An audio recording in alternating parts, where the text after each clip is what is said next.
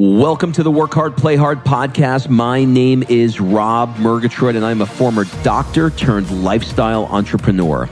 Each week, I interview some of the best minds on the planet on the science of achievement and the art of fulfillment. Come take this journey with me. Excuses are over. It's time to live. It is really funny. It's almost like they don't know how to have real sexual intimacy because porn has sort of turned it into this sort of fantasy land that doesn't resemble much of what real life is like. Sometimes exercising too much can make you eat too much. And so what you want to do is you want to walk like crazy, walk as much as possible, and exercise just enough, but not too much. Starting to sound familiar, isn't it? Just like we talked about with nutrition. And so I would say for the average beginner, 3 times per week. Then why are we here? And if we can't take those lessons and we're going to keep them to ourselves, then from my perspective, then they beat us.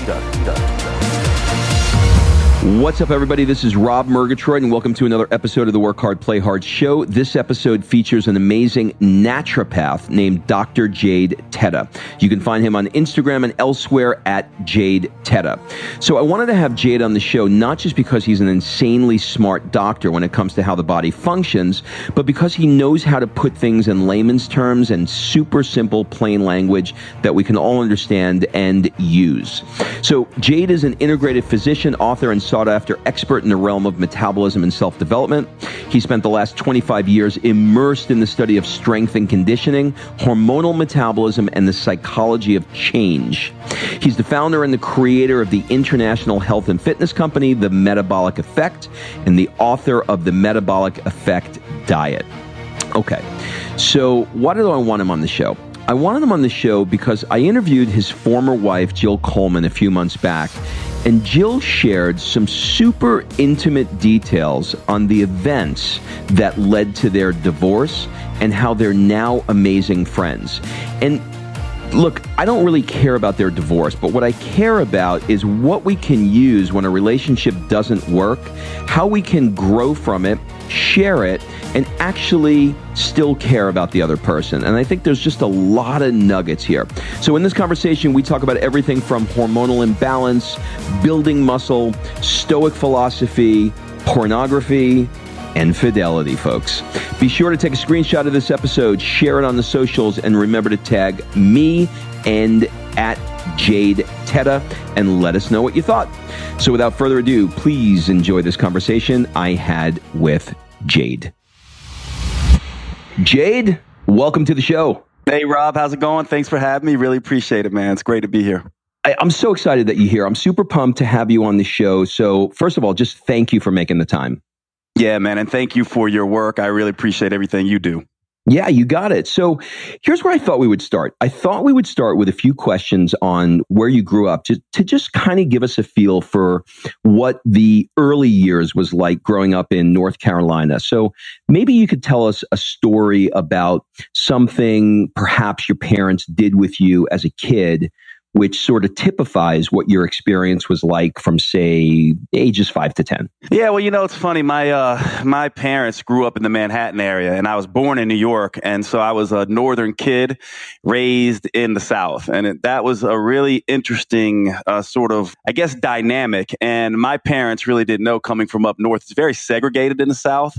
And so probably one of the things that I think will typify my life and the way I grew up is my dad used to actually drive to the projects and pick up kids in the South to go to football practice. He was the coach on one of our little league football teams. And, at the time, I look back now and think how weird that was for, a white guy in the South to be doing that. And because I think we were in, sort of from a northern background and just not a very segregated background, and just the types of people my parents were, the kind of, sort of these hippie, liberal, progressive types. And it was just, that's kind of, if you want to get a sense of what my life was like sort of early on, it was sort of like that I came up with this idea that I was no better, no worse than anyone else, that everyone was sort of equal, that we wanted to celebrate individuals, and their signature strengths in the world. And my parents at a very young age, for me, I got that message constantly that I could do whatever I wanted, that all people were equal, to treat people with kindness and fairness. And that's kind of how sort of I was brought up. And it's, when I think about it now, it's like such a lucky sort of upbringing when you think about it. And, a lot of times people will tell you or teach you or try to, sort of, I don't know, preach at you. But my parents were, really action oriented people. So I just picked up from watching them do what they did with other people. And that's how, I think I kind of got my way of being in the world. So yeah, it's an interesting question, an interesting place to, kind of start off, because I haven't thought about that in such a long time. But yeah, it was a pretty amazing upbringing from that regard with my parents. So I grew up in Queens, in New York, and used to go into Manhattan a lot. So a couple of things that are hitting me as you were speaking. First one is your last name. I want to get it pronounced properly. Is it Teta or Teta? Yeah, this is going to be hilarious, Rob, because it's obviously I'm Italian, so it's Teta is the right pronunciation, but we in my family pronounce it Teta.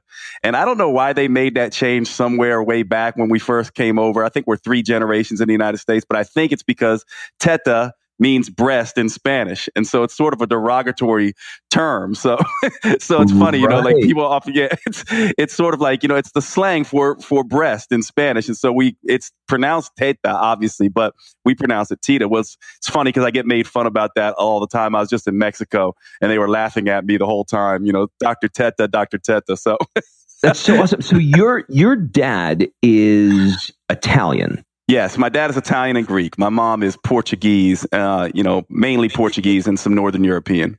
But from Italy directly, or 2 or 3 generations, you said? He's 1 generation removed. Yeah. One. Okay, interesting. My mom's from Naples, Italy. Well, my mother's mother is from Naples, so I definitely got the Italian thing. Okay, good. So let's kind of move forward a little bit. Let's talk about high school. What did you think that you were going to be when you were in high school? It's funny. I had one thing that I wanted to be more than anything else, and that was an NFL football player. I was very good at football. I could say, except for about 2 weeks after the movie Top Gun came out, I wanted to be a fighter pilot. But I think all dudes my age wanted to do that after they saw the movie Top Gun. But no, NFL football was sort of my big dream, and sort of in the back of my mind was my grandfather was a physician, and so that influence was there and something that I was interested in. But yeah, football was sort of my life in high school. All right, so you mentioned medical school, so I want to kind of dig into that a little bit. Out of the thousands of professions you could have chosen, what were the circumstances that led you to become a doctor of naturopathy, if I got that correctly? Yeah, no, that's correct. I mean, it's actually, it's funny. We all have these very pivotal times in our lives, and coming up, conventional medicine was, the thing, and alternative medicine was looked, really down upon. It was seen as sort of witchcraft medicine. It did not have the popularity that it has today. And for me, I was very much into football, and as a result of that, got into health and fitness, nutrition, weight training. I was very much into that. And I laugh at this now, and I tell people this is actually true. I started probably personal training and writing diet and exercise programs probably at the age of 15, writing programs for the guys on my football team, even their parents. And so I was very much into health and fitness at a young age, and I studied biochemistry in undergrad.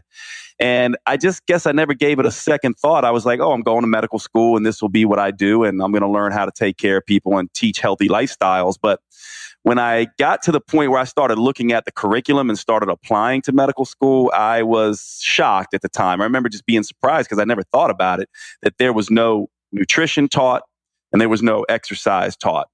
And that really, that threw me for a loop because it sort of crushed my dreams. I was like, I do not want to go into a field where, I'm just doing drugs and surgery. I mean, not that those things are bad. It just wasn't for me. I mean, those things can be life-saving. I just didn't want to do those things. I wanted to teach. I wanted to do what I was doing in the personal training world and nutrition world. And I wanted something that would teach me that. And so I went through a period of time there where I was a little bit depressed and seeking and just like, I'm not going to go to conventional medical school. I was thinking maybe I'll go and then I'll do my own thing. And then I found this school, my older brother actually, who was getting his master's at the time, found this school called Bastyr University, which was a little known school up in Seattle, Washington, that trained primary care physicians in alternative and complementary medicine.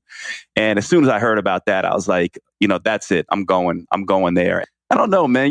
I don't know if you have a sense of this, Rob, but for some reason, I have always been probably more confident and more sure of myself than I should have been. It's gotten me in trouble at times, but in this particular instance, I just knew. And despite the fact that my tribe, my family was not necessarily on board, other than my older brother, I pulled the trigger on that and then just haven't looked back since. And I'll give you guys one more caveat here, because once I did that, I kind of fell into this pattern of essentially saying, look, this is my life to live. I do not have to fall into the stories that everyone else is going to put out there for me. I do not have to fall into the story of the typical conventional MD or the typical alternative ND. And I started just deciding at that point I was going to make my own way, create my own profession, and be sort of this hybrid health and fitness professional who teaches in the realms of mindset, muscle metabolism. I call it mind, muscle, metabolism because those are my areas of expertise. And I sort of early on at Bastyr University decided that's what I was going to do. And I was going to be more of an entrepreneur who taught those things rather than a traditional, sort of naturopathic physician or conventional medical doctor. It's so interesting. You mentioned story, right? So the story we tell ourselves about what's possible or what's not possible is everything. I agree, man. I mean, look, to me, and it takes us a very long time to understand that these are stories. Most of the stories we're living are stories we have not even written ourselves. They're stories we bought into because our culture, our family, the people around us has said, this is the way to sort of live your life. And, one of my favorite movies, I don't know how many people have seen this movie, but it's the movie The Matrix. And in that movie, it's really, I think, a metaphor for story, how we can be blinded by the life that we think we are supposed to be living. Meanwhile, we have sort of this superpower and this sort of other thing pulling us to do something that we're more meant to do. And part of what I think every human has to do on this planet, one of the first things we have to do, and some of us do it at an early age and some of us, sort of do it at a later age, is that we have to discover and create the story we want to begin telling instead of living the stories other people have told for us. So once you identify the new story that you want, how do you interrupt the pattern and change the story so that the new story is more empowering? See, the first story I had to overcome was, for me, what I call the dumb jock story. Most people coming up we now know through research, and the dumb jock story is really not true. Most, people who pursue athletics and work out a lot actually tend to do better cognitively or mentally. But back when I was coming up, it was believed that if you were engaged in sports, that you weren't that smart. And I bought into that story kind of early on. And to break that story, I did several things now that, I'm sure you're going to be like, wow, that's kind of interesting because you and I sort of know some of the science and practice of this, but I didn't really know what I was doing at the time. I just knew I had two things that happened to me in high school. One was my dad sat down with me one day. I came home from a football practice, and ironically, I had skipped that day of school, but loved football so much I went back.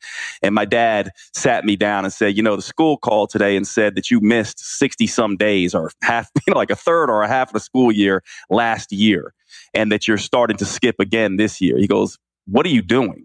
And he basically looked at me, and my dad is a loving guy. And he just said, look, I love you. I've got, 3 other kids. You're the only one that's messing up. You're going to have to decide at some point, what you want to do with your life. And about 2 weeks later, I had a situation where my high school English teacher called me out in front of class and told me I was a loser and wasn't going to get into college and would flunk out.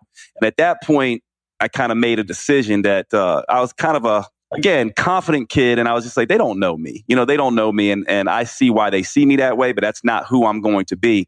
And I started dressing differently. Literally, I asked my mom to take me shopping. I got nice clothes. I started dressing differently. I even bought myself glasses, glass frames. I didn't need glasses at the time, but I got those so I could look smarter and appear smarter. And I started reading. At first, it was like, I went from reading Muscle and Fitness and stuff like that to start reading other books because I was just like, this is what smart people do. And so I started kind of imitating it a little bit. You know, people say this whole thing, fake it until you make it. I like a better saying, be it until you see it. And I was sort of being this smart guy before I actually could see it in myself. And that was the first part of me breaking that script. I just changed everything about myself. I started going to school. I started reading. I started dressing differently. I even started wearing glasses. I cut my hair differently. I did everything differently. And at the time, I didn't understand some of the science like we now know about enclothed cognition, that the way you dress can change the way you think. And we know this stuff now. But at the time, I didn't really get all that. I just knew that I wanted to be something different. And so I started living into that in a very different way. And same thing when I wanted to become a writer. I was a physician. I was not seen as someone who was a writer. And I thought to myself, well, what do writers do? What do authors do? They read and they write every single day. And so I started to do that. I also started going to conferences where other writers were. And this is the way that I have done this several times in my life when I wanted to become an entrepreneur. I started saying, how is it that entrepreneurs behave? What are the things that they do? How do they act? I didn't sit around thinking about it. I just decided I'm going to duplicate their behaviors. I'm going to start learning everything I can about what they do and actually mimicking them to some degree until I could become that. And all of a sudden you wake up one day and you're like, it's funny. I've been almost method acting this story for so long. And I didn't even realize when the method acting turned into the real thing. And all of a sudden you wake up one day and you are this thing and you are this new story. And you can remember the old story and you can look at it with fondness and almost see it as like a little piece of the puzzle that you needed to get where you wanted to go. But I've done that sort of over and over and over again. And as I've watched other successful people, I've seen them do the exact same thing. It's so interesting the way that they all seem to have coaches. They all seem to be watching and acting, but it's very different than this idea of The Secret, right? Where it's just like, think positive thoughts. It's like they take massive action and dress differently, behave differently, do differently, and immerse themselves in this different way of being, in this different story. And that's what I think makes the difference. Yeah, it really does. One of the things as you were speaking that I'm thinking about, which is what I've been taught from people who kind of do this for a living. They say, look, you want to change. People look to change their actions first, but you really need to change who you're being first, because that's going to dictate the actions. So it was kind of brilliant the way that you had this, massive pattern interrupt with, your teacher and your dad. And then you stepped into a new identity with glasses and clothing. And then before you knew it, the actions were lining up consistent with the identity that you shifted to. So that was a great answer. Okay. So I want to talk a little bit about how you wound up doing what it is that you're doing. But first, I want to define what it is that you're doing. Mm-hmm. So what exactly is a doctor of naturopathy, and how does it differ essentially from a medical doctor? Yeah, it's a really great question. So, when you go see a conventional medical doctor, right, they'll sit down with you, they'll spend 5 minutes with you. They'll ask about, signs and symptoms, what's going on with your headache, what makes it better or worse. And it's a very quick sort of thing. Maybe they'll run some blood labs.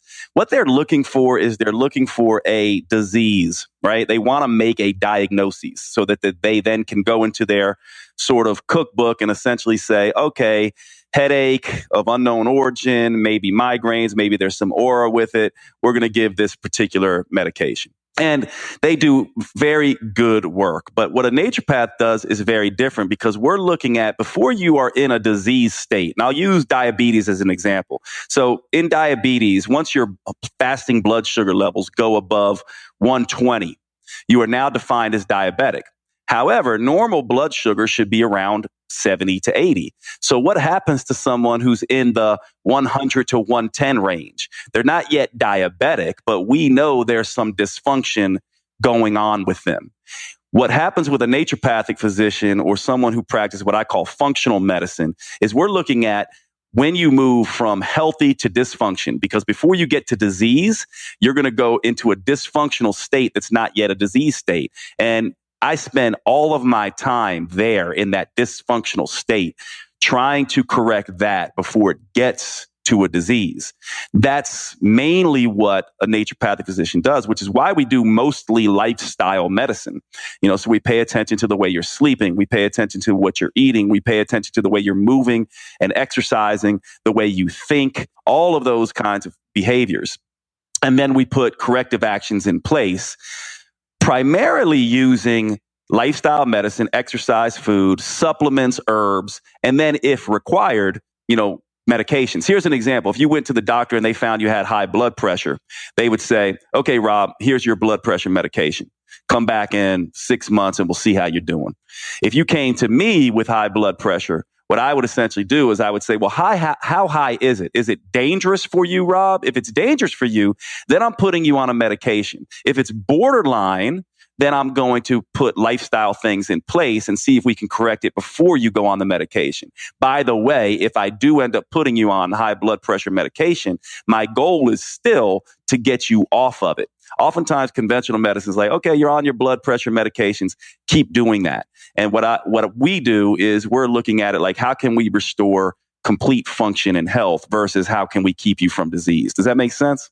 It does. So a couple of questions popped up around it. First question is, do you have the ability, or is it within your scope of practice to be able to prescribe any drug that you want, or are there limitations with what you can and can't do? Yeah, there's limitations with what we can do. So I primarily deal in antibiotics. I prescribe, hormones, testosterone therapies, HRT for women. That's primarily what we do. And any of the drugs that we can't prescribe are going to be things like, obviously the opioids. Big deal with that. So pain medications are not on my scope, and neither are most mood medications are not on my scope, but pretty much everything else. And just so everyone sort of listening sort of understands, naturopathic physicians are not licensed in all states. So I think it's 17 states now, the whole West Coast, and then spotted throughout the country, naturopathic physicians are licensed. What's interesting though for me is that didn't matter for me whether they were licensed or not. I went actually to North Carolina where they're not licensed and opened up a consulting practice, because from my perspective, in naturopathic medicine, there's a principle called docere, which essentially means doctor as teacher. And so I always resonated with the idea that my primary job as a physician is to teach. And that's why I started writing books and doing online programs and moving more into sort of an entrepreneurial realm where I could teach online. And that's sort of, I think, one of the major differences. So the treatment plan that you're prescribing, and we're going to get into some areas that you sort of work with, and I'll kind of pick your brain around that. But the treatment plans that you're prescribing, I would assume in large part will include some lifestyle changes. So, when somebody's got high blood pressure and they've got a big giant belly, and it's obvious why they have high blood pressure, they want a pill. They want a pill to drop the blood pressure so they don't have to do the work. How do you get leverage on them to recognize the behavioral changes they need to make and actually get them to comply and make those changes? Yeah, interesting. I have two answers for that. But the first thing I'll say here is sometimes there's no choice. Like, I am a conventional medical physician minded and also alternative minded. And so if someone has high blood pressure and it's, very high, they need to be on blood pressure medication. So I put them on those. And then, yes, lifestyle medicine is always a piece of this. Okay, so that's the first sort of thing here. However, then it comes down to this idea of what you said. That's what most people want. They sort of want this sort of pill. And how do we leverage the change? Well, here's the way you don't do it. People do not respond to scare tactics. So there's a lot of people that say, well, if you don't do this, you're going to end up having a stroke or you're going to end up having a heart attack. That stuff does not work. This is why we have people who can see, lung cancer is in their future when they're smoking, or people already have lung cancer and they continue to smoke. Why is that? And what I usually do, and this goes into sort of the mindset stuff I teach, and I know you work with as well, is that to me, when I see someone in this state, what I essentially do is I'm like, they're in a crisis of meaning in my mind. Meaning meaning in life. What are they here for? It's almost like they have forgotten. And so I'll give you an example of a client of mine who's actually really close to me. But this particular person wants to be the best father they can be, wants to pass on sort of lessons for his children. Yet he's obese and has high blood pressure. I can't scare him into that. But what I can say is you do understand that the reason why your child is now becoming obese and not paying attention to their health is because you don't. And part of your meaning, you say, is to be an inspiration and a role model to your children and people around you. And once you tap people into that, the thing that they are on the planet for, the thing that gives their life meaning and makes them feel like they matter, then you can tie their health issues to that and their exercise habits and eating to that, then they begin to change. And it's really about finding what that is for each person. My belief is every single one of us have this desire to be great, and not in an egotistical way, not in a way of like, I want to be great so everyone notices me. I mean, obviously we're human and we do have a need for status and achievement, but what our major need is meaning. We want our lives to matter. We want to know that when we leave this planet, we made a difference, and there's certain people that matter more to us. Children are part of this. And so if you can tap people into why they are here and why their healthcare matters so they can do that job, it starts to create that leverage that you need for them to change. And that is a discussion that happens over, a longer period of time, which is why I spend upwards of an hour with my clients, whereas a conventional doctor would spend 5 to 10 minutes with their clients. It's one of the reasons why I went into consulting practice and do more life coaching than, just sitting across the desk from someone, because you can't have these types of discussions with people when you only have 10 minutes with them, if that makes sense. No, which is why MDs, not to knock MDs, they certainly have their place, but they're writing the script because they have 10 minutes and they're like, your blood pressure's high, here, take this. And absolutely. Yeah. Okay. You brought up an interesting point, which is people will do more for others than they will, others that they care about, let's say, than they will for themselves very often. So what I'd like to do is, I was thinking about, there's so many different directions I can go in with you because you're so knowledgeable on so many areas, that I thought what I would do is, I have about 4 or 5 areas that I think are probably the most common areas that people talk about, and I know that you have expertise in. So I'd like to kind of get into the weeds on a few of these, and maybe we can offer people some help in these areas. So the first one is metabolism. I want to start with metabolism because it's something that comes up a lot. And I think what we can do is first define, when people talk about metabolism, what exactly are they referring to? What is somebody's metabolism? Yeah, the best way to think about metabolism is it's the same way you think about your computer program. Like when you open up Word and you start doing a Word document, this is essentially how your metabolism works. When you eat food, when you're exposed to light, when you have to go for a run, or when you have to respond to stress, your body essentially opens up its computer software. And that is essentially hormones that send signals all around the body. And what essentially the metabolism is doing is it's basically trying to help you survive. And so it is responding. It's the way your body responds to the outside world and tells the cells inside what to do. So here's an example that we've all kind of heard about. Let's say you're walking through the woods, hiking through, a trail, and you run into a black bear, and you go into this fight, flight, or freeze response, sort of the sympathetic response. This is your metabolism saying, there's potential danger here, and I have got to get ready to mount a response. What am I going to do with my fuel reserves? What am I going to do with my glucose reserves, my fat reserves? How am I going to respond to this threat? How am I going to start pumping blood? How am I going to start getting more oxygen? All of that kind of thing. This is what the metabolism does. And so the metabolism is very much like a stress barometer. Its whole job is to help you respond to stress and then get back to balance. So if you understand that about the metabolism, you'll understand that when you are constantly subjecting your metabolism to one stress or another, And when I say stress, I don't necessarily mean just emotional stress. I mean eating too much or eating too little. I mean sleeping too much or sleeping too little. I mean exercising too much or exercising too little.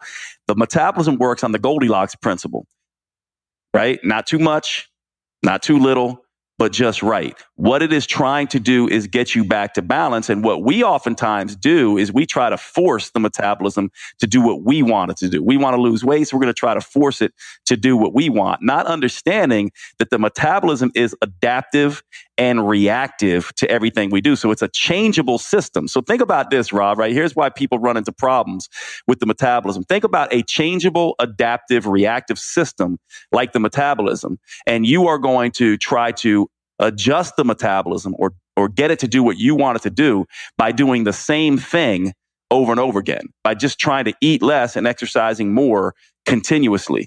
What do you think an adaptable, changeable system is going to do in response to that? It'll fight it. It's going to fight it. It's going to adapt, and that's going to work for 2 weeks max. And then you're going to start getting hungry. You're going to start getting cravings. You're going to start getting, energy lulls, and your metabolism is going to slow down to conserve things. And so the one thing that I could teach people about the metabolism is the following. It is a stress barometer, and you have to take care of it and take the stress load off of it. It's not a calculator. It's not simple like that. It's also not a chemistry set. If you want to know what the metabolism is most like, it's like a boomerang or a seesaw or a pendulum or anything that when you push against it, it will push back against you. The metabolism, you want to know if your metabolism is under stress? Just ask yourself, how hungry am I been feeling? What's my energy levels been like? What's my cravings like? What's my libido like? What's my exercise performance and exercise recovery like? What's my sleep and my mood like? A healthy, balanced metabolism has sleep, hunger, mood, energy, cravings, exercise performance, exercise recovery, and libido. All of those things are going to feel good and vital and balanced. As soon as they begin to go the other direction, that's when you know your metabolism is out of balance. And the standard way that most people try to approach the metabolism creates hunger, creates cravings, creates an unpredictable, unstable energy level. And this is why they can't get a hold of their metabolism. So rule number one is, rather than just indiscriminately eating less food and trying to exercise more, what we want to do is we want to play metabolic detective and do the things that keep hunger stable, that lower cravings, that make energy predictable and stable. And then from there, then you can, from a place of strength, then you can push on the metabolism a little bit. Once those things are all stable, then you can maybe cut your macros down or cut your calories down a little bit. Always making sure that you're keeping the metabolism happy. When you do that, you're going to see results.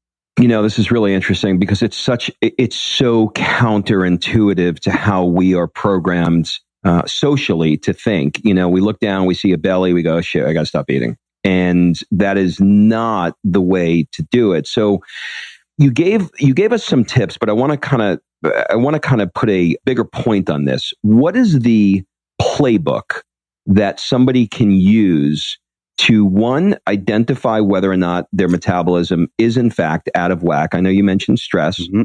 And two is, when they see it, how do they not throw the pendulum in the opposite direction and make the small changes to allow the adaptability that you talked about? Yeah. Well, I'll give you an example. Here's an interesting example, right? We all know what a couch potato is. Someone who sits on the couch, doesn't exercise at all, and eats a ton.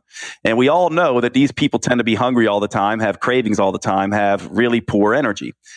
That tells you their metabolism is under stress. I call this HEC, hunger, energy, cravings, or HEC. When your HEC is in check, your metabolism is balanced. When your HEC is out of check, your metabolism is under stress. So a couch potato has HEC out of check. Now, a dieter, someone who's exercising like crazy and eating like a bird, also has hunger, energy, and cravings, HEC out of check. So the first part of your question is, how do you know when you're out of balance? You know when HEC goes out of check. Now, how do you get it back in balance? Well, we know for most people, we know through research that there are certain foods that are going to stabilize hunger, balance energy, and reduce cravings, and do it with very little calorie load. These are going to be what I call protein, fiber, and water, PFW. protein-rich foods, fiber-rich foods, and water-rich foods. If you want to know what the playbook is on this, just think of the following: soups, salads, scrambles, and shakes. Soups, salads, scrambles, and shakes. Soups are water-based. Make sure that in the beginning, you don't really want a whole lot of starch and fat on that. Salad is vegetable-based. You don't want a whole lot of starch and fat. Protein shakes. These can be useful, convenient-based foods. And egg scrambles, frittatas and things like that. If you eat 90% of your food in terms of soups, salads, scrambles, and shakes, you're getting this protein, fiber, and water. You're going to feel satiated. You're going to have less cravings. Your energy is going to be more stable. Now, the truth is, you, Rob, me, probably everyone listening, no one wants to live off of broccoli and chicken breast the rest of their life. So to the soups, salads, scrambles, and shakes, you add enough, but not too much, of salt, sugar, starch, fat, and alcohol. Enough, a sprinkling, a taste to make our food enjoyable, but not throw our heck out of check. And this becomes the beginning playbook of what people want to do. First, get heck in check. Realize when it goes out of check that this is stressing out the metabolism. Eat primarily protein, fiber, and water foods, soups, salads, scrambles, and shakes, 90% of your meals to stabilize heck. And then, because we want food to be enjoyable, we want to live our lives, we don't want to be thinking about food all the time because that's a stress in and of itself. Add salt, sugar, starch, fat, and alcohol in small amounts, enough to where you can enjoy your meals, but not so much where you start to overeat. And this takes practice. And it's going to be a little bit different for each of us. For example, I have certain buffer foods that I like and certain trigger foods that are bad for me. And this is a good concept to understand. So once you have your protein, fiber, and water, your soup, salad, scrambles, and shakes, and you're eating your alcohol and your fat and your starch and your salt and your sugar sparingly, you also want to know which foods help you. For example, I'll ask you this, Rob. Let's imagine if you ate dinner, right? Let's say you have a dinner of steak, vegetables, and a baked potato. And I'm going to either give you a glass of wine or not. Now, if I give you a glass of wine with that meal, are you more or less likely to be more satisfied and not have dessert? Are you more likely to have dessert if you have a glass of wine, or are you less likely? Are you more likely to drink a whole bottle of wine, or does the wine sort of make you eat less of the potato? Do you know? I'll go to the whole bottle of wine and skip the dessert. Okay. So think about this then. So Rob says he'll go to the whole bottle of wine. So drinking wine for him is probably a trigger food because it triggers him to drink a bunch more wine. Now, if he could stop at one glass and not have the dessert, then wine is actually a healthy, good food for him because he does enough, but not too much. I'm sort of the opposite of you, Rob. If I have a glass of wine with dinner, I don't need the baked potato or the dessert. And it satisfies me. Same thing. You ever know people, there's people who will have like, I'm not like this, I'm opposite of this, but you know, people who will eat like a Hershey's Kiss at like 3 o'clock, like one or two of those little tiny Hershey's Kisses at 3 and feel fine. Yeah. Well, if I did that, I'd eat the whole bag of Hershey's Kisses, plus go get a donut afterwards, plus get a large pizza. It would trigger all these cravings. So that's a trigger food for me. But wine is a buffer food for me. For some people, having a spoonful of peanut butter is a buffer food and helps them eat less. For some people, it's a trigger food. So in addition to sort of eating this soup, salad, scrambles, and shakes, and then adding enough but not too much of these other foods, we also want to focus on all the buffer foods that people might say are bad. They might say, you know, Jade, don't have wine. But for me, wine helps me eat better.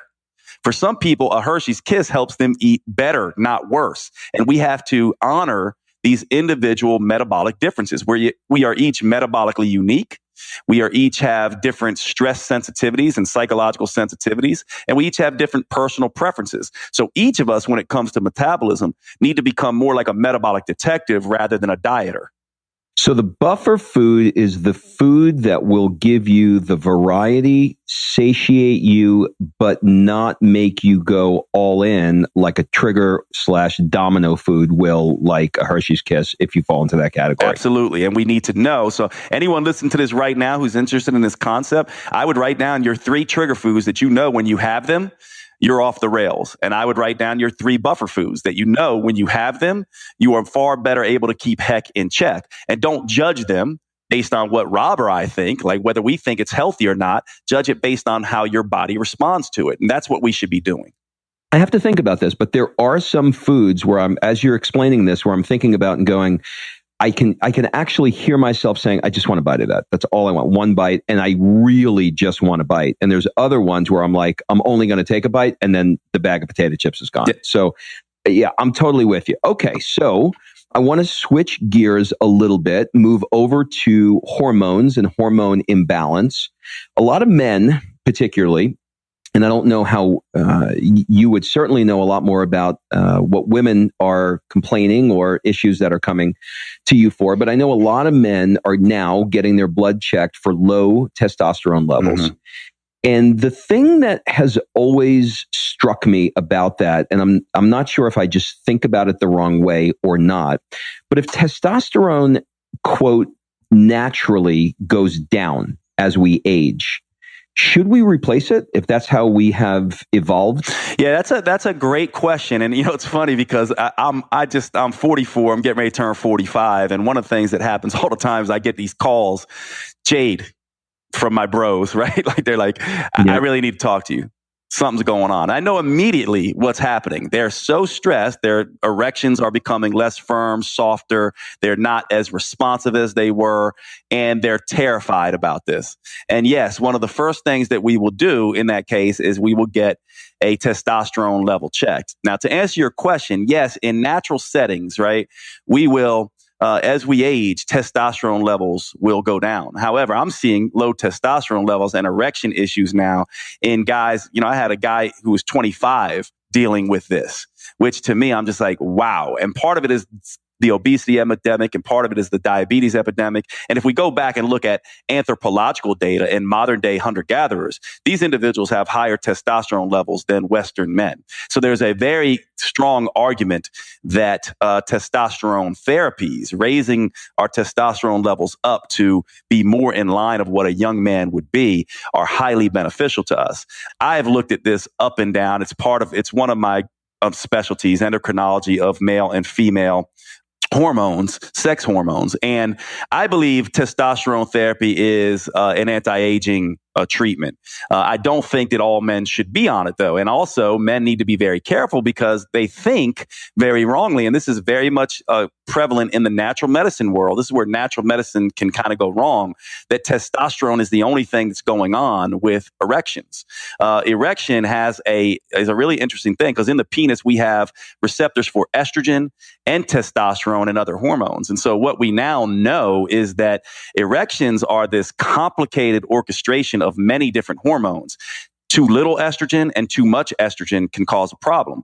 Now, when you take testosterone, you can get what's called aromatization of that testosterone into estrogen, creating too much. Sometimes when people go on testosterone, their erections get worse because of this.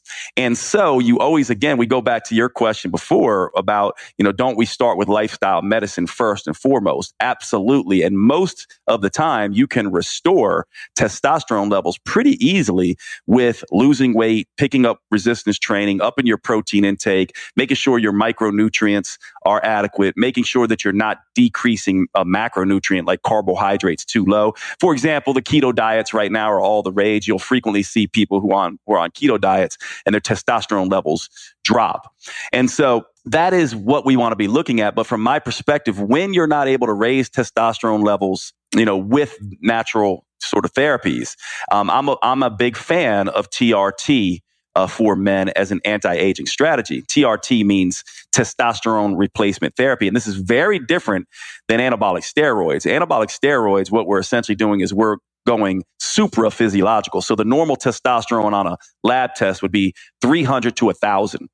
With TRT, what we're doing is we're taking someone who might be in the hundreds or the 200s or the 300s or 400s and having low testosterone symptoms, erection issues. The big symptom, by the way, for most men who are low testosterone is, as men, we have this idea that we just want to win at something. It's part like women will call it the male ego, but we want to feel alive. We want to be great at something. We want to win. We want to feel like we're making progress. Testosterone makes us feel that way and gives us drive and ambition and makes us want to achieve as men. Once we become lethargic, depressed, and lose that drive, it's a good indication our testosterone levels are low. But with TRT, what we're doing is we're not going super physiological. We're just trying to get the testosterone back up to 700, 800 or near the physiological range, which is just essentially what it would be anyway in sort of a hunter-gatherer or someone living a natural lifestyle. And so hopefully this gives you sort of the nuance here, but I did want to sort of bring up, it is a trend. I'm really glad you brought this up because it's something that is coming up again and again and again with men. And I work with both men and women in many capacities, including in romantic coaching and things like that. And you hear women all the time and men all the time complaining about this erection issue, and testosterone replacement therapy does not always solve it. Just real quick, if you're a man or you're a woman who has a man who's dealing with this, what you really want to get is you want to get testosterone tested, you want to get free testosterone tested, and you want to get high sensitivity estrogen tested as well.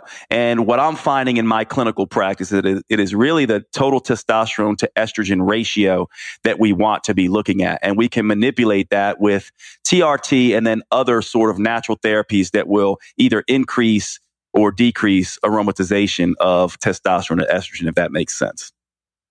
Okay, so it does. So two questions. One is, if the TRT is helping you get back to 700, let's say, as using that as an example, is that 700 number for the average man overall, or is that a number for somebody that's 30, 40, 50, or 60? Yep, that's a great question. That's typically going to be a number for someone who is in their 20s and 30s. It's a young male number, although this is really interesting because anthropological data, some tells us that normal testosterone levels for young men are more like 1,200 to 2,000. And some people, basically say that this is what the normal should be. You don't ever really see that very often in a modern Western man. And so essentially, some people would argue that those numbers are even too low.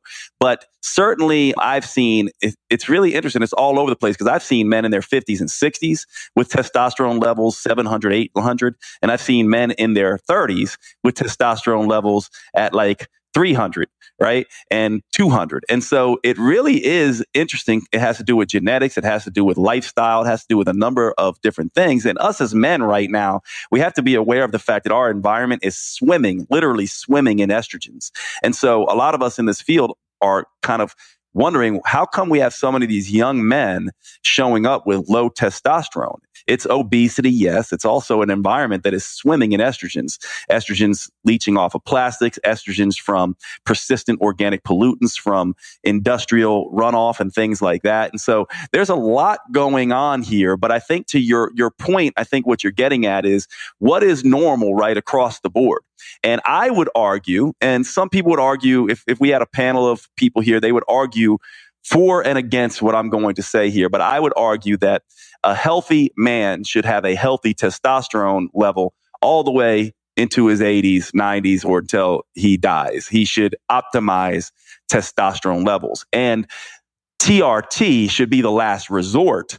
But I'm a big fan of, if you can't do this through lifestyle and you're not feeling vital as a man anymore, then that is a wonderful option. If I was advising all the men listening to this, I would be getting, even young men, I would go ahead and get a testosterone level now while you're young and feeling good, so that you can essentially say, this is the level where I should be. And yes, I would advocate as an anti-aging strategy to make sure you try to keep that testosterone at that level your entire life. So in trying to keep the number, let's just use 700 as an example. As we age, we know that it's definitely going to go down. Let's say that we have a baseline, and we know that in our 20s or 30s we were at 700. Now we're in our 50s or 60s and we're at 400. So we go, okay, now I'm in the situation, I got to do something. So if I understand you correctly, you're saying the TRT is not the first choice. The first choice is to handle the other things like obesity, perhaps put in things like resistance training, and see if you can do some things that way. If you can't, then go to TRT.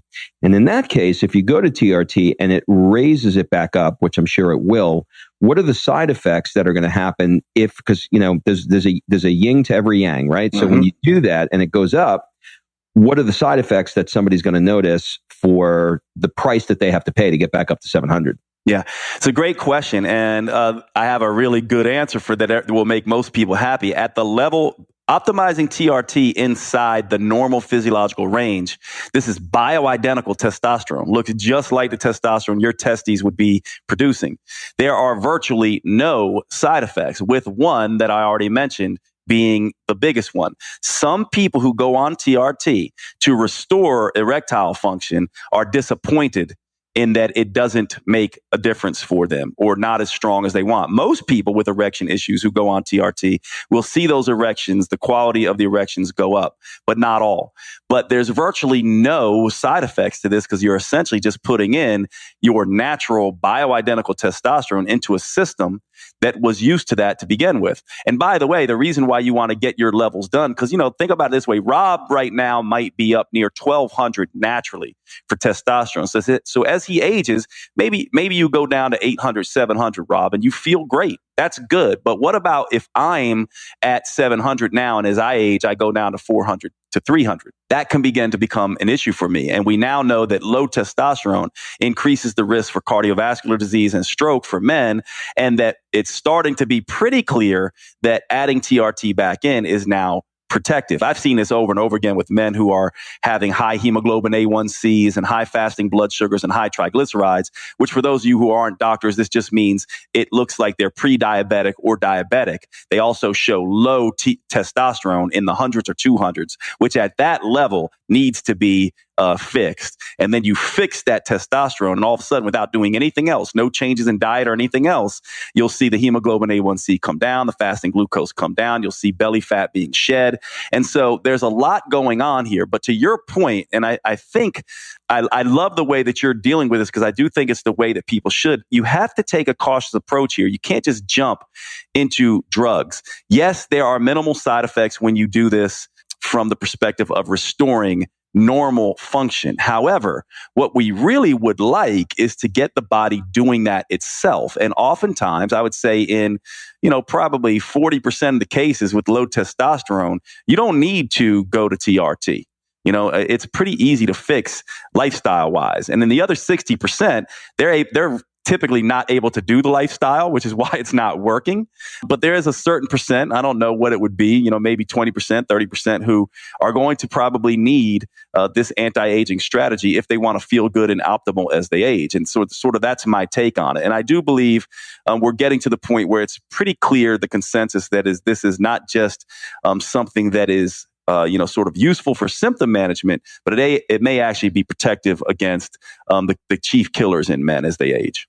All right, so this question is going to come out of left field, but how much of a role do you think pornography, with guys just jacking off constantly now, since it's on the internet, how much of a role is that playing in this? Because I keep seeing more and more studies, particularly in the Navy and military, they're having to ban it on ships, et cetera, because there's so many physiological effects as it relates to testosterone. I was wondering if you have any thoughts on that. Yeah, absolutely do. I mean, you and I are sort of into the same kind of research and reading. And here's the interesting thing about porn. Porn can be useful for men. And actually, it's funny. Several studies I really like it. The gym, they've done studies where they watch a motivational video, listen to some hardcore, Conan or Rocky music, watch porn, do many different things. And what they found is erotic stimuli that you watch without ejaculation as a man can actually boost testosterone levels and increase your workout performance. This is really cool. However, what a lot of men are doing, like you're saying, is they are, especially young men, they are watching porn and ejaculating multiple times per week and sometimes multiple times per day.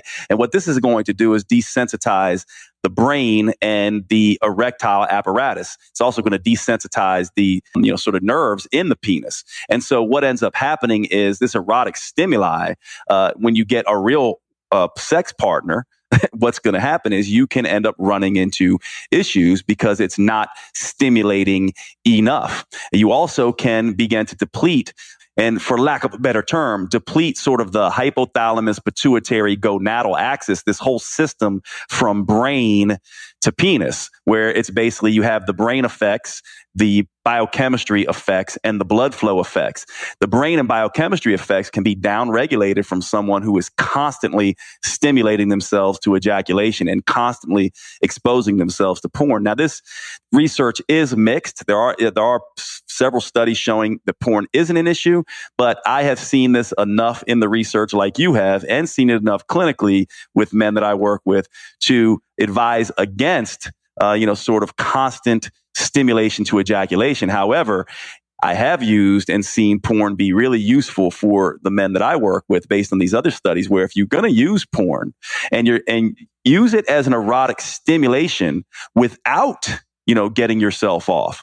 And this actually can perhaps heighten eroticism and make things better when you're around your girlfriend, because you're more charged up and ready, and it also may raise testosterone levels. And so hopefully that gives men, sort of a different direction to go, where it's not just stay away from porn, but know how to use it. Yeah, I mean, look, when you and I were coming up, we had to go into, put a raincoat on and go into a video store to get it. Now it's, now you got a 20-year-old that can, get it on his telephone. And, when he's having some kind of intimate relationship, he's trying to figure out, where are the two 20-year-olds having a pillow fight in my bed? Like, that's not, that brings up a whole other issue, right? The idea that young guys don't actually know what sexual relationships are like now. You're right. They think that it's going to be, this crazy, pornography stuff. That's a whole other issue. It is really funny. It's almost like they don't know how to have real sexual intimacy, because porn has sort of turned it into this sort of fantasy land that doesn't resemble much of what real life is like. No, it doesn't at all. Okay, so switching gears, let's move into workouts a little bit. You've been in the personal training world for over 25 years now. You've seen a lot of things done wrong. Based on what you now know in your 40s, how many days per week and how much time do you think that the average, let's say 30 to 50-year-old guy or girl should be spending in the gym if they want to drop 10, 20 pounds? Yeah, that's such a great question. And I have a very clear answer for everyone here. There's something called non-exercise associated thermogenesis, NEAT. And there's something called exercise associated thermogenesis. This just means non-exercise associated thermogenesis means all the movement that you do that is not exercise. Walking, taking out the garbage, having sex, unloading the dishwasher, fidgeting, all of that kind of stuff. And exercise-associated thermogenesis is the amount of calories you burn during exercise. What we now know is that non-exercise-associated thermogenesis is about 15 to 20% of total changeable metabolism, while exercise-associated thermogenesis is only about 5 to 10%. In other words, most of the bang for your buck is going to come from movement. Walking. We humans are not built to run, but we are built to walk and move. And this is why if you have someone move to Manhattan, they'll lose 10 pounds pretty much right away. Or someone in Paris, all those people are lean because they're walking all the time. So walking comes first. Get yourself a step counter, 10,000 to 20,000 steps per day. 5,000 steps is going to be about an hour for somebody. It's a cumulative step count, so you don't have to do it all at once. But by the way, your metabolism does not care if that's not convenient for you. That comes first.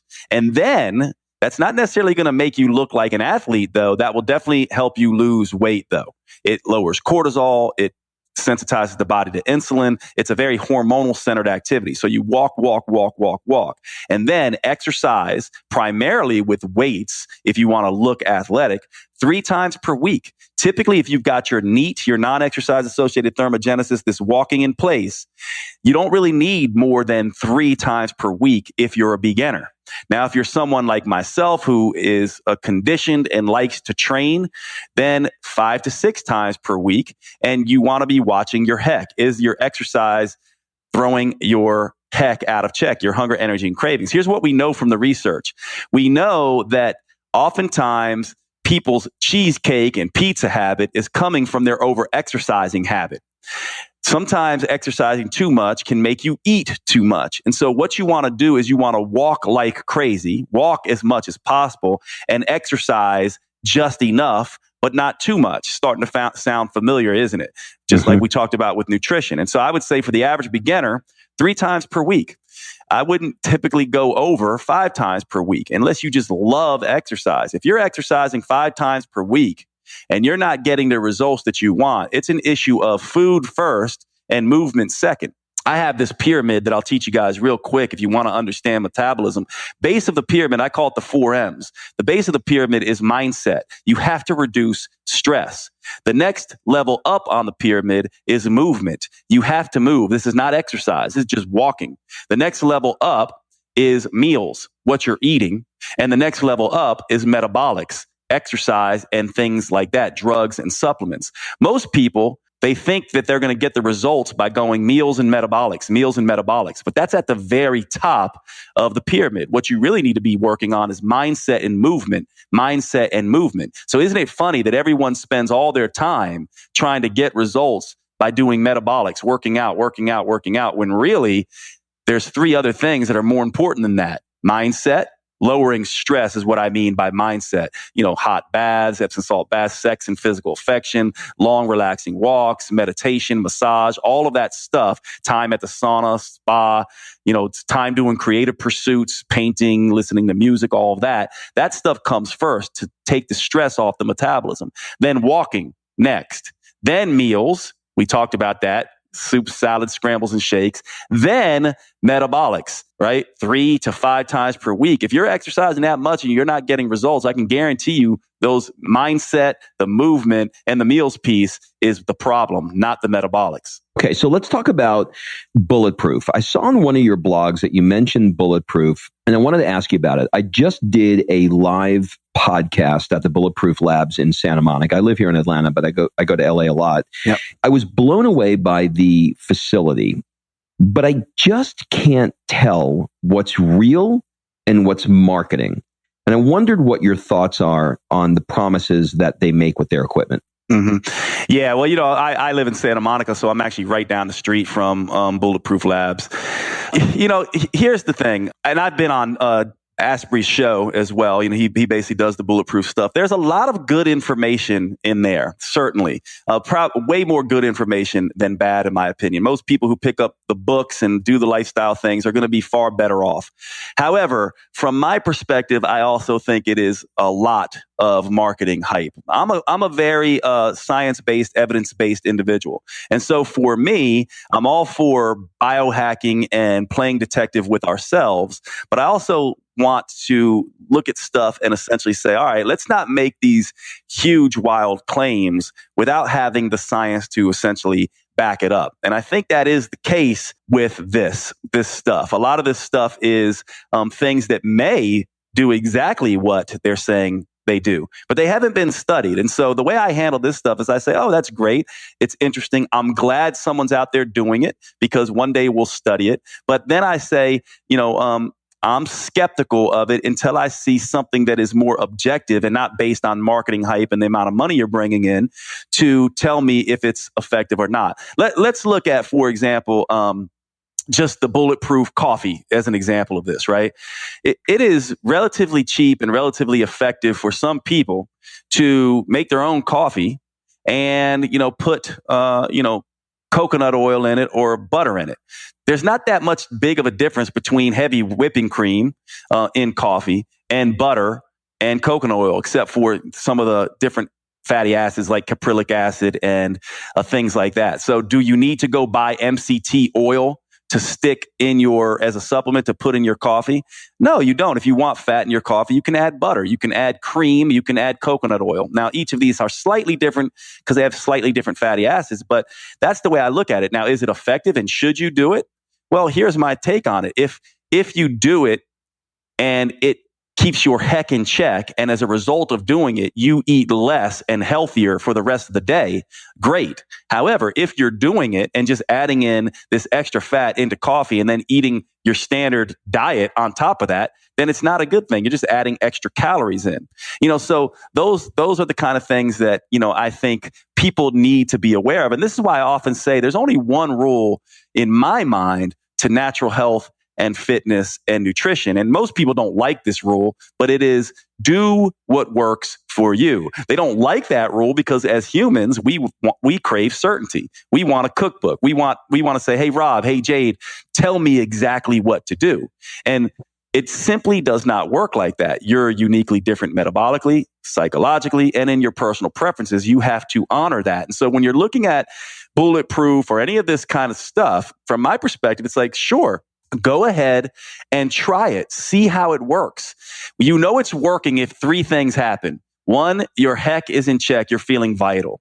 Two, your body composition is changing in the right direction or staying in a healthy place. And three, your blood labs are improving and your vital signs are improving. Things like blood pressure, blood sugars, those kinds of things. If you get those three things right, heck in check, body composition in a healthy range, and healthy vitals, I really don't care if you're eating Skittles and donuts. That's the right program for you. Now, you and I, Rob, would laugh at that because we're like, no one's going to get there with Skittles and donuts. But you don't need Bulletproof to get there. There are many different things to do. If you want to try it, great.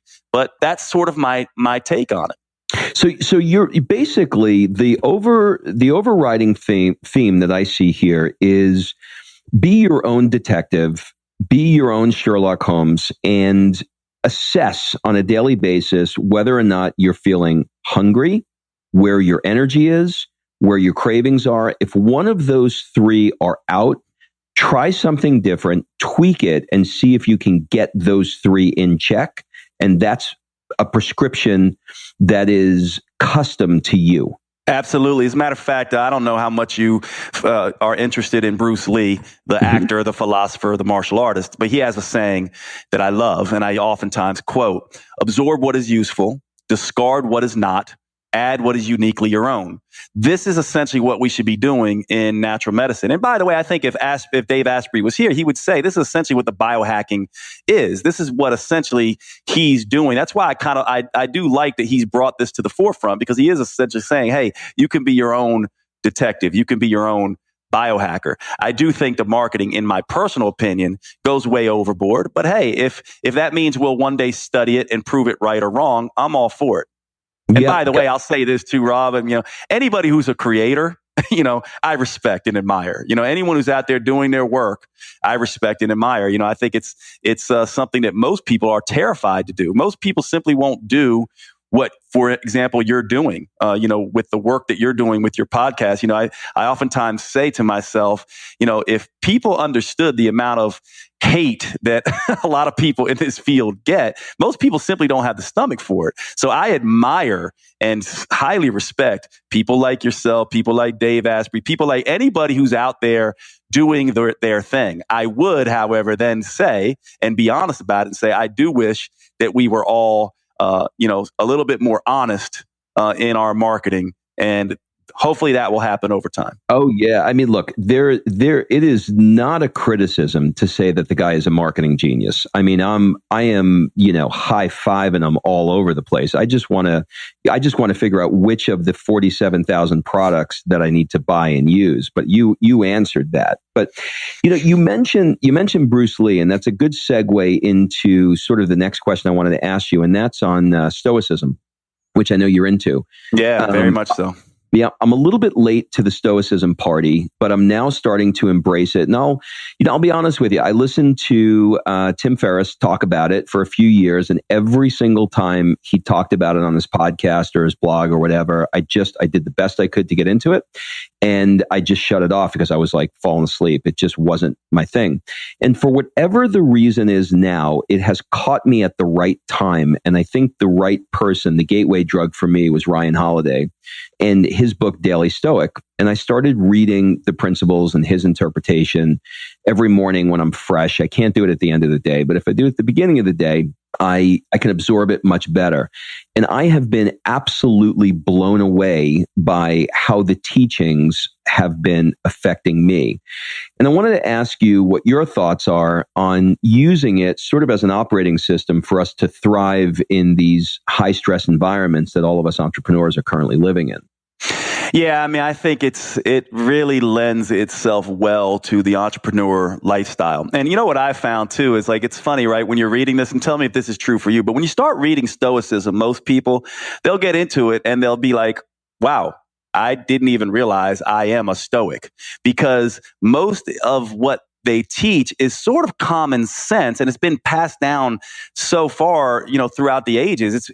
There's pieces of it in every self-help book you've ever read. So someone like yourself who's well read, who thinks a lot, I can imagine you're constantly finding where you're like, wow, I mean, I didn't really understand that this is what Stoicism is, but this is a belief system I've had for a very long time. I hear that all the time where people go, it's sort of the no duh effect when you're reading Stoicism. That's the opening. But then you get these things, these gems that you're talking about inside this, where you'll read things by, Marcus Aurelius, where he's, talking about the idea that, during your day, you're going to run into, liars and cheats and scandalous people and rude people. And he says, and the best revenge is not to be like that.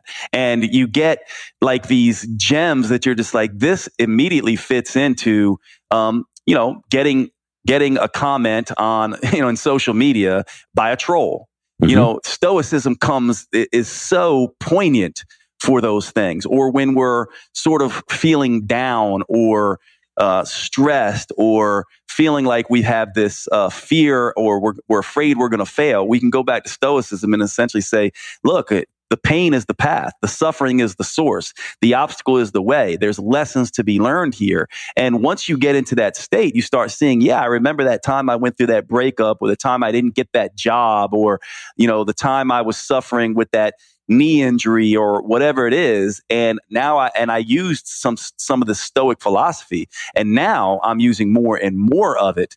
And I'm actually finding the lessons while I'm going through the suffering. This is what Stoicism does. Sometimes people be like, now 5 years later, after I went through that, I can see some of the lessons. As you practice Stoicism, you actually start getting the lessons as you're going through the suffering. And it's almost like you feel the pain. You still feel the pain and the upset, but there's this very weird thing that happens where you're like, this sucks, and it's wonderful because I'm learning so much in the moment. And that shortens the gap down. That's what Stoicism, I think, brings to the table, if that makes sense for people. So I think it's a perfect operating system. Yeah, it does. And the other part of it is, I think that we have viewed what somebody who has a Stoic, quote unquote, philosophy as being cold and withdrawn. That is not at all what I'm reading as I'm reading this stuff. It's just such a beautiful way of looking at things. And it's crazy how the concepts are so applicable to today, and they're 2,000 years old. I mean, it's nuts. Yeah, it's interesting too. It's like Christianity, which I'm not a Christian, I'm agnostic, but Christianity came along right around the same time, right around the time Marcus Aurelius and Seneca, two of the most popular Stoics, were, alive. And there's so much Stoicism in Christianity as well as in, all the self-help and self-development books. And so anyone who's sort of skeptical of Stoicism, what you'll find as you begin to look at it more closely is that you've been exposed to so many of these ideas already. And then what Rob was saying is really interesting, because emotions, it's not that the Stoics say don't feel emotions. It's that they say don't live emotions, don't get stuck in emotions, don't get hijacked by emotions. But they use emotions the same way they use pain and suffering to better themselves. In a sense, I use this term I call emotional alchemy. They essentially believed in using emotions, so like sadness, for example, is an emotion that is a very stuck emotion. There's not much you can do with that. But anger is an emotion that has momentum to it. It has force to it. But again, the Stoics would say that's not very useful to be angry. But you can then turn anger into motivation and drive.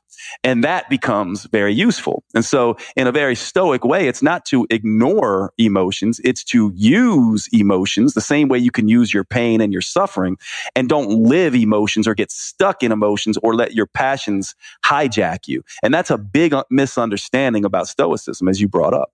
Yeah, for sure. All right. Well, look, let's take the emotions on the other side and let's move on to the play hard section of the show, which I really define as anything outside of work. We spend a lot of time on work, particularly guys like me and you. We're in front of a microphone, we're in front of a computer all day long, but we don't really look into creating real fulfillment in our lives. And I know that you work really, really hard to do that. And, recharging and creating fulfillment looks different for everybody. And I want to talk about what it looks like for you. So if you had a magic wand, describe what play hard would look like for you. What would the play part of your life look like? Yeah, it's interesting for me. I have two key needs. I have, and I think most humans have this as well. I have a need for stability and sort of certainty, and I like my space, right? I need a very clear sort of woo-sa, sort of feng shui, sort of space that allows me to be creative. And so books would be around me. I have a sauna in my place. I have a gym outside where I can stretch and move. I have, my place set up in a way that allows me to have this stability and this centeredness and this calmness and this sort of just relax and chill. But on the other side of that, I need a very frenetic sort of push, sort of change and challenge aspect of me to feel alive. And on that side, it means things like hardcore workouts. I tend to gravitate more towards CrossFit now, not because I necessarily think it's superior to any other type of exercise, but I like the idea of challenging myself and try to perform better in particular workouts. And then one of the things I have is something that I call a fear PR. PR stands for personal record. In the strength and conditioning world, if you're going to go for a PR, for example, a personal record on deadlift, I can deadlift 500 pounds, so maybe I'm going 510 and I'm going for a personal record. Well, in life, I try to track down fear PRs. And fear PRs would be something like, things that I don't like and do not want to do that I have to do and challenge myself to do. For example, I used to be afraid of flying, and the fear PR was to fly more and to fly longer.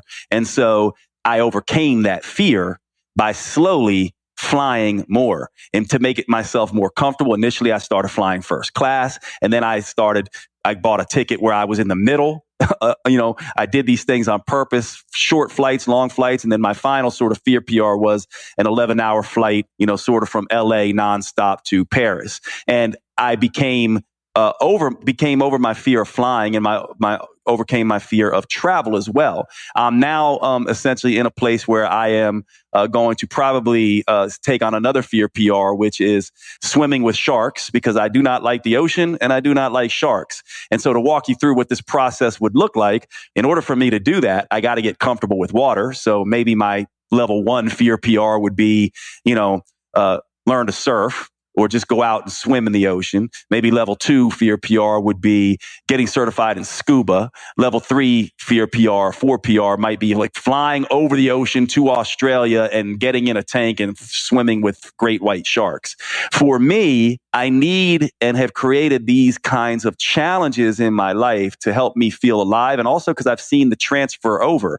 If I can take on a fear PR like that, then I'm not as afraid of putting out a book, and I'm more productive, and I feel just more alive. So this is the way that I essentially do this. And I'm also big on connection, man. I mean, just being with people, I just love, and so I do a lot of, bringing a lot of people over to my place and connecting. And I have a group of guys that I go do fear PRs with. We have a group we call the Next Level Man. And I put it on an event called Next Level Man, where essentially we get a group of bros who go out and we go and take on these fear PRs, basically out in the woods in maybe Montana, or we go, to Belize, or recently we went to, Mexico, and we do these kinds of things to help me feel alive. I love how you've identified. Did you make this up, by the way?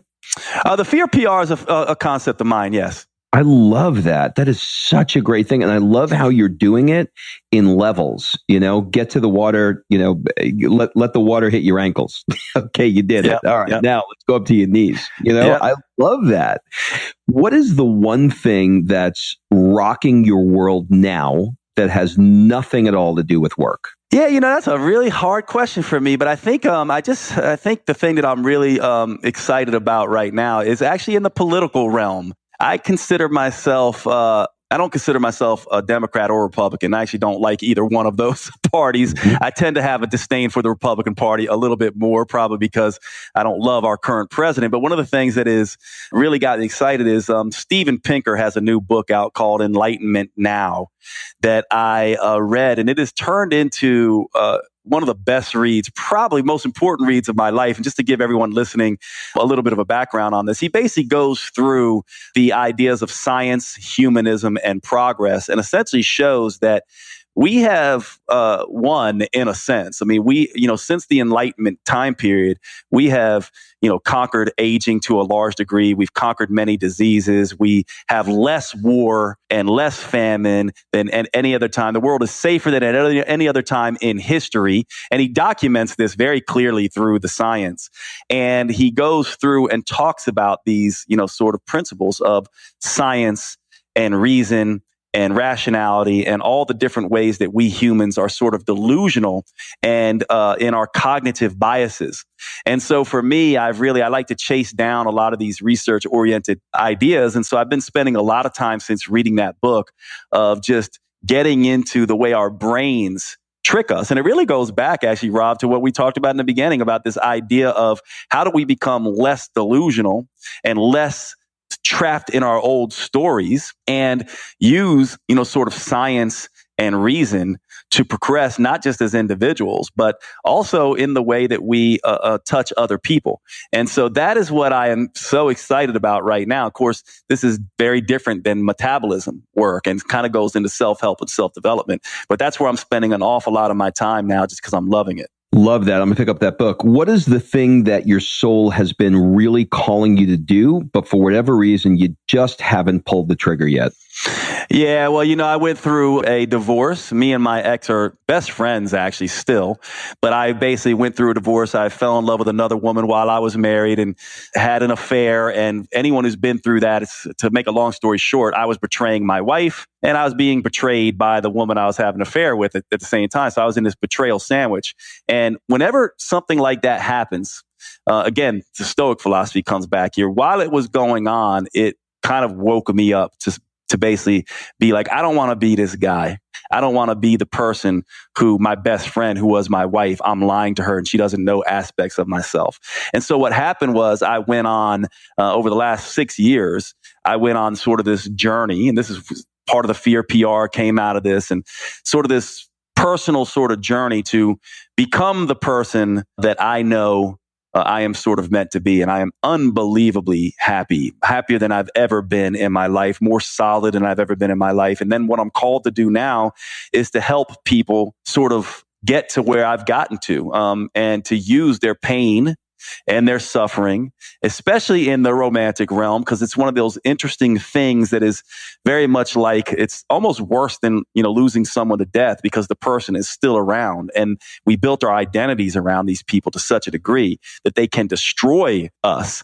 And what I am being called to do is help people understand that destruction is exactly what is necessary to become the thing that you've always been called to be.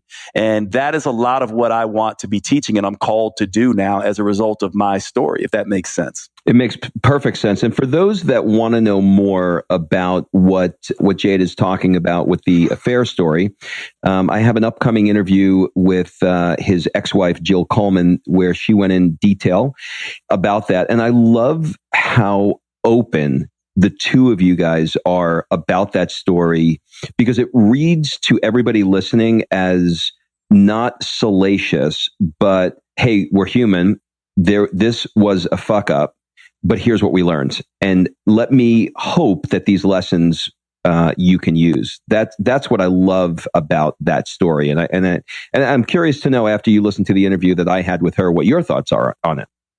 Yeah, Rob, I just appreciate that so much because I just think, and I know you're of this mindset as well, but if we're not here to help, then why are we here? And if we can't take those lessons and we're going to keep them to ourselves, then from my perspective, then they beat us. You know what I mean? This has made me better. Jill and I are closer. We're no longer interested romantically for, just because of the things that have happened and different choices. But I love the idea of people learning from this and, being able to, if they need to leave in a good way. And if they can stay, making their relationships better. So I'm so interested to hear that. And I really appreciate your comments on that. Yeah, absolutely. Okay, so we are going to wrap up with our rapid fire round. So, Jade, feel free to answer these as quickly or as slowly as you like. It's basically a first thing that comes to your mind round.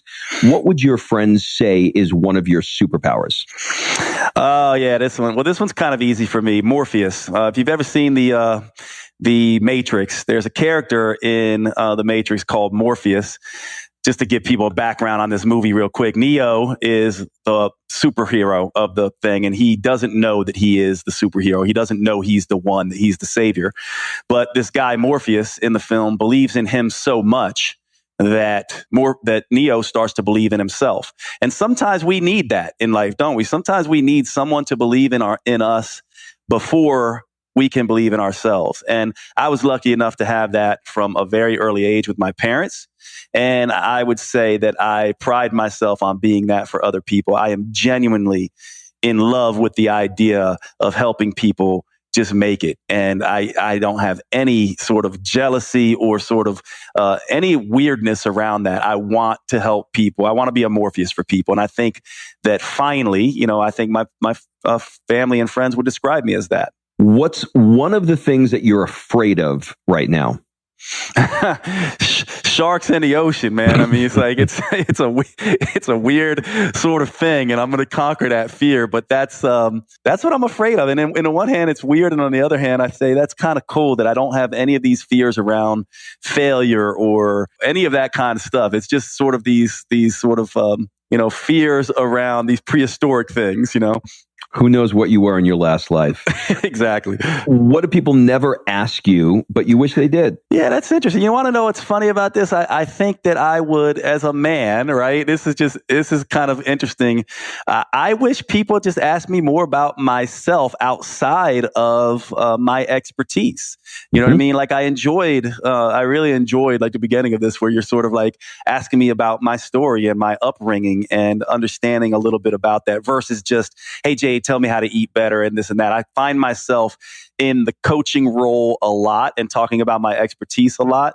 And, I think it'd be nice to be asked a little bit more about, sort of me as a person. What's the one thing that you want to get better at? Oh, for me, this is always communication. I mean, I'm a teacher, and communication is everything to me. And I think I'm pretty good at it, but I'm always just wanting to get better. And along with that, and probably the thing ahead of that, is honesty. And I'll tell you, after what I went through with my wife, you wake up to this thing where you're just like, I'm a bullshitter, I'm a liar, I'm a dishonest person. And you look at yourself, you're like, I don't want to be that guy. And honesty, once you make a commitment to being honest about everything, Rob, it gets kind of weird. People can't handle it. You know what I mean? But I want to get better at it because I still find myself at times, doing things and saying things that are not completely accurate. In result to this, I oftentimes go back. I have a lot of stories from my childhood. I've actually made it a point to go back and ask some of my friends. I'm like, just curious, is the way I tell that story the way you remember it? Or am I just like exaggerating? Or I'm like fanatical about honesty now. Was the fish really 7 feet big? Exactly. Did it really happen this way? That's how I saw it in my mind. I just want to make sure that you did too. And it's funny. It's not that I want to change it. It's just that I want to know, all the sort of untruths in my life and fix them. Reality is perception, right? So sometimes we got to get a gut check from somebody else to see if that's actually accurate. True. So last question. If you had to give a TED talk on nothing that you're known for or nothing that you speak about, and it could be on anything that you like to do or have a passion for or anything else, what would it be? Yeah, it's interesting. The first thing that comes to mind is the idea of the fear PR. It is something I am teaching on, though, so it's not a real honest answer. But I think that idea of sort of this fear PR concept would be something that I think would be interesting. And then, and then if I was really going to just give it on something I just love, it would probably be Italian food. I love that. I love that. Well, listen, this has been absolutely incredible. I could have gone on for 2 more hours. You're just that kind of guy that I feel like I could talk to you about anything. But more than that, you've got super actionable content. So I'm so grateful for you taking all of this time. I know it was a long time, and I know we went way over. Do you have any final words, suggestions, or an ask for the people that are listening? No, I don't, man. Other than just to say, thanks for creating a space and doing what you do. It's just amazing to me that I get to do this, and completely flattered and honored that you would have me on, my friend. So thank you. You got it, buddy. Can't wait to meet you in person. Absolutely, man. See you soon. All right. Thanks for listening. If you love this episode and you know someone that needs some help in either stepping up their work hard game or their play hard game, it would mean the world to me if you shared this podcast with them to help me get this movement out there. So if you like what you heard, head on over to iTunes, take 30 seconds and leave me a 5-star review, and I will be forever grateful. So until the next episode, excuses are over. It's time to live.